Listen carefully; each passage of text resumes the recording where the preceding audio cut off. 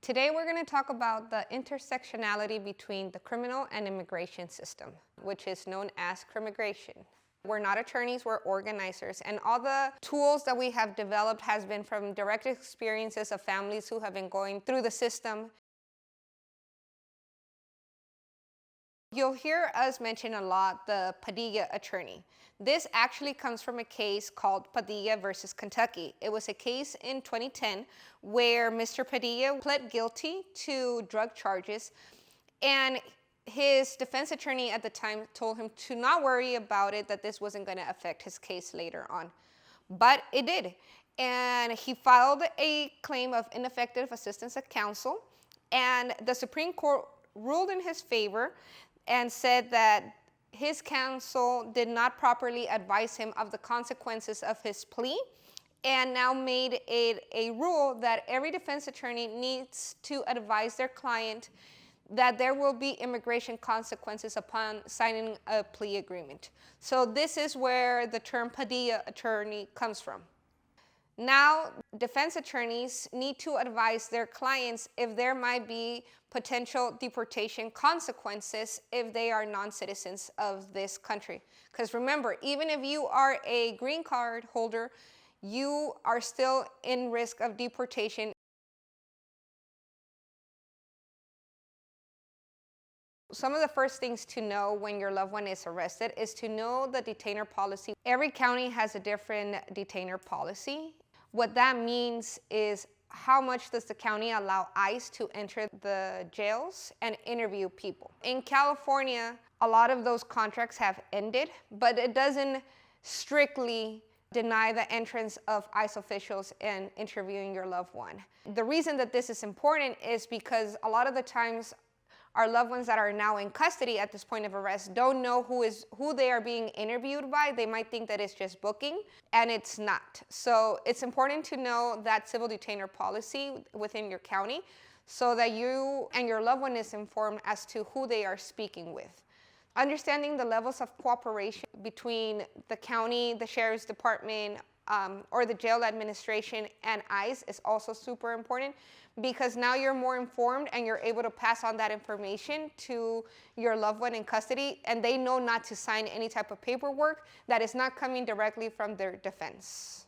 Another tool to utilize during this moment is to let your loved one know that they do not need to disclose their nationality. Understanding that you have the right to remain silent is very important. Do not sign anything without your defense attorney being present. So right off the bat, let your family member know to not disclose their nationality, know who they are being interviewed by, ask that question, who are you and why are you interviewing me? And not to sign any type of documentation without their defense attorney being present and describing to them what exactly it is that they are signing. If they do not understand the document because it's in English and they are primarily monolingual Spanish speakers or any other language, that they have the right to request translation for that documentation.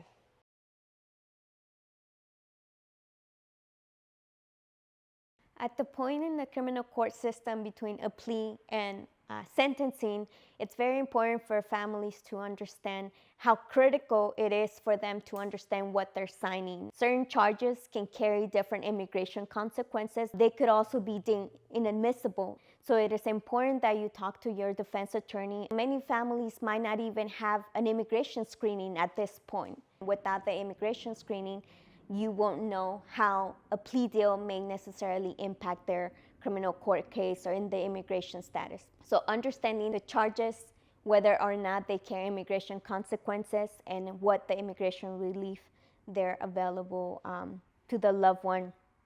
Some misdemeanors may be considered crimes of moral turpitude versus some felonies aren't. Certain relief may have different requirements based on the charges that the loved one is pleading.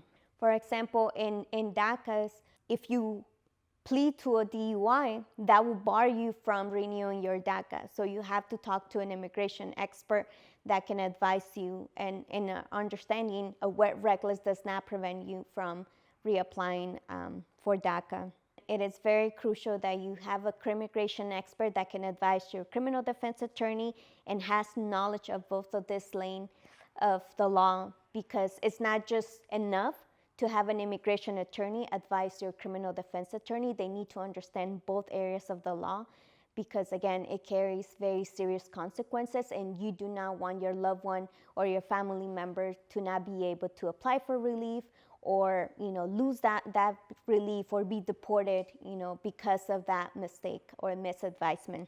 Also be aware of any criminal justice reform in your state. There's different laws that are changing. There's different legislation that's happening currently. And so you want to be open, and researching what other criminal justice reforms may be available that the loved one or the family can benefit from. Here in California, we have the Racial Justice Act that it's opening the door for people to come home, even pre-trial, but also post-conviction, especially if they haven't been advised of the immigration consequences prior. So having a Padilla expert that can advise the criminal defense attorney, it's newer, and people don't know that that's a right that they can always go back to. In your loved one's particular case, if they're signing a plea deal, please make sure that they're reviewing the plea form with the defense attorney, that they also have an interpreter available in their native language, because signing onto this form can have very critical consequences in immigration. And so it's very important for them to understand what they're signing onto, what they're agreeing to, any kind of stipulations too, because this is going to affect in the long term the criminal case, but also immigration court.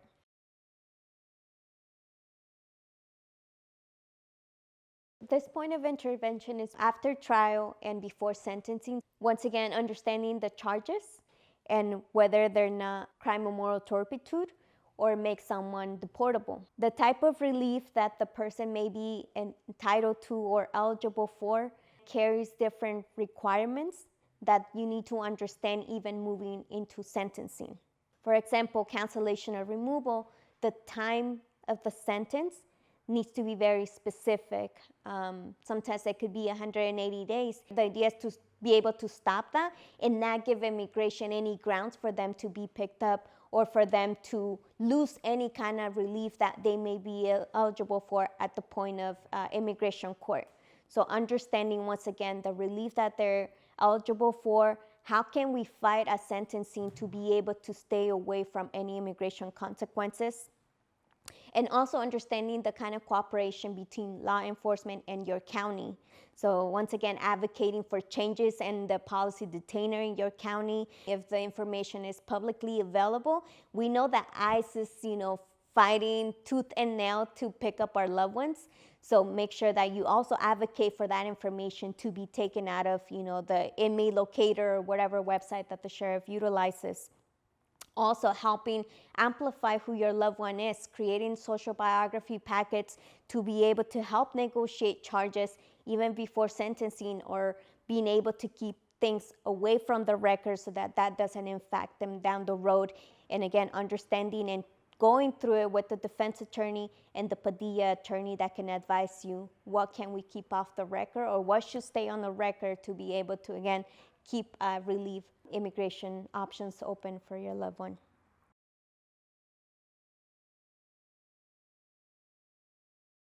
1, always know who you are speaking to. Tell your family member that they should always be asking who they are being interviewed by and what agency they are from. 2, you should know your county policy. It's important to know what the policy collaboration with the ICE is and understanding that, because again, there's certain information that they may be sharing with ICE. They may be letting ICE into the jails, or simply just sharing information about the loved one's release or information and bond information. So you want to understand what kind of level of cooperation exists in your county or state. 3, know that you have the right to consult with an immigration attorney, which is called the Padilla attorney, in your case. Right at the start of your case, at the moment of arrest, you have the right to consult with an immigration attorney who is knowledgeable in both immigration and criminal law. 4, understand that immigration consequences are present at every point in the court process. So talking to that Padilla attorney, being advised by your criminal defense attorney and Padilla attorney will help you understand how you can avoid those immigration consequences at any point in the court process.